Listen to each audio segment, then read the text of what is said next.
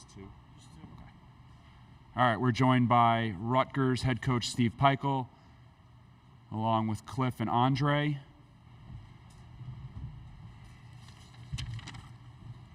Coach, we'll start with your thoughts on the game, then we'll go to questions for the student athletes. Congratulate Maryland. I mean, I knew it was going to be a tough game. I'm thankful for our fans that came out. We didn't play the way we wanted to. These two guys have been awesome for us. I'm proud of them, our seniors. It's been kind of a choppy year. Fought through a lot of different things, injuries, lineup changes, all that kind of stuff. But I knew the backboards were the key, and they got us on the backboards tonight. And tough game, really tough game. Didn't play the way we needed to play, for sure. Start with questions for student athletes. We'll go to Ellis first in the front row. Obviously, Coach said, this is either for Cliff or Andre. Obviously, Coach said a bit of a choppy year, but you guys have both been veterans now of Rutgers for 3 years and 4 years for you, Cliff. What has been the experience, obviously ending the season, what has been the experience like overall this year, last year, and just reflecting on your Rutgers career? Cliff. Yeah, it's been a great experience just playing with you guys. They've been great people, off and on the court, just having great coaching staff around us. It's a great experience just having people who support us, and also our fans. They always show up no matter what. So I just want to say thank you for everything. Josh. Cliff, only 2 points for you today. What about Maryland's defense really stopped you on offense? Maryland's defense stopped you on offense. They played great defense, but my shot wasn't falling. But my teammates we just keep attacking, even though my shot wasn't falling. We was trying to play great defense. So we both played great defense. Kudos to them. They played better defense. I guess for Andre, Maryland came out strong both in the beginning of the first half and second half. What do you guys see from them or from you guys that led Maryland to get out to big runs both at the beginning of the halves? They were more aggressive on the defensive end, and the shots were falling. For us, it was hard for us to get second chance points, and they were just more aggressive tonight.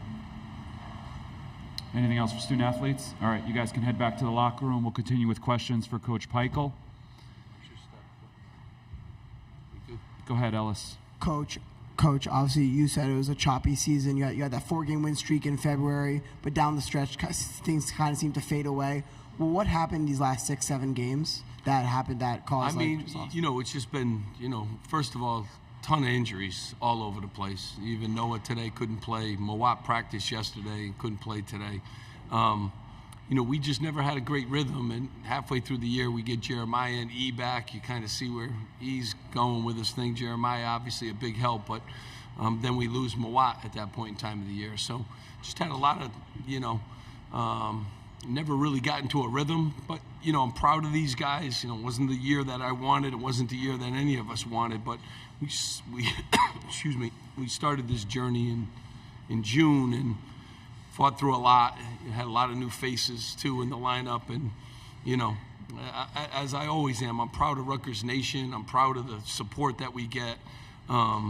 It's my job now to make sure that we're a lot better next year, and I'm on a mission to do that, and hopefully we stay healthy too, because that was a big part of it this year, never getting into a rhythm. Josh. Coach, obviously you went big to start the game with Cliff, Gavin, Oscar, and Jeremiah, and then Maryland went on an 11-0 run. What do you think allowed for that to happen? Yeah, I mean, we were very concerned about the backboards. We knew that would be the end result if they got us on the backboards. They're a really good rebounding team. So we went a little bit bigger, tried to spark that lineup. Obviously, I thought we got some decent looks, couldn't really hang around because we didn't make the shots that were open and available to us. And I think in the first half we had 8 missed layups, obviously 0 for 3 from the foul line. So, not able to get off to a good start when you're not capitalizing on those opportunities. Ellis. And layups and missed free throws have kind of been a theme of the season. What do you think in terms of layups or through free throws? Is it a practice thing? Is it just a mental thing? What do you think went wrong when missing layups and free throws? I think it's a little bit of everything, but we had shot the ball really well on the road, so our neutral sites and away. So tonight was a little unusual. We haven't shot well from the free throw line at home. I think each guy, it's different for. Some guys it's mental, other guys it's, other issues. But we certainly got to figure that out, because that's been a problem, and we spend a lot of time on it.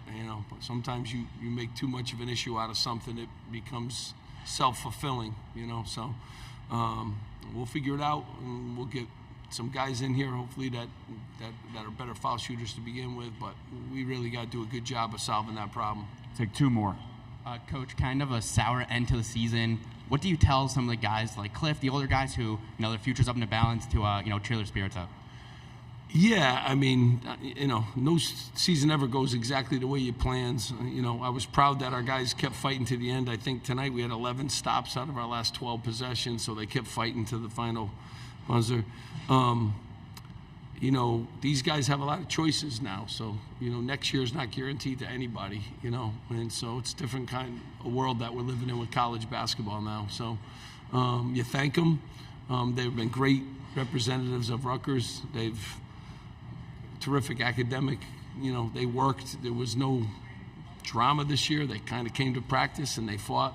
It just didn't go our way, and we were a few games here, and I'm not making excuses. I have to do a great job and with this group and get them into a rhythm, but we just never had consistency. An injury bug hit us hard, and some other things happened this year that we weren't kind of planning on.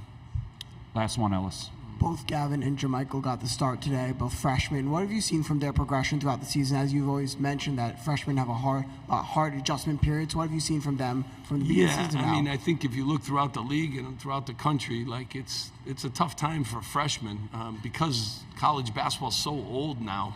Normally you'd have a 4-class, rotation of freshmen. Some of these freshmen are playing 8th-year guys, 7th-year guys, tons of 6-year guys. So it was always a hard adjustment for freshmen. Now, living in the COVID years and all this other stuff, it's a real hard year.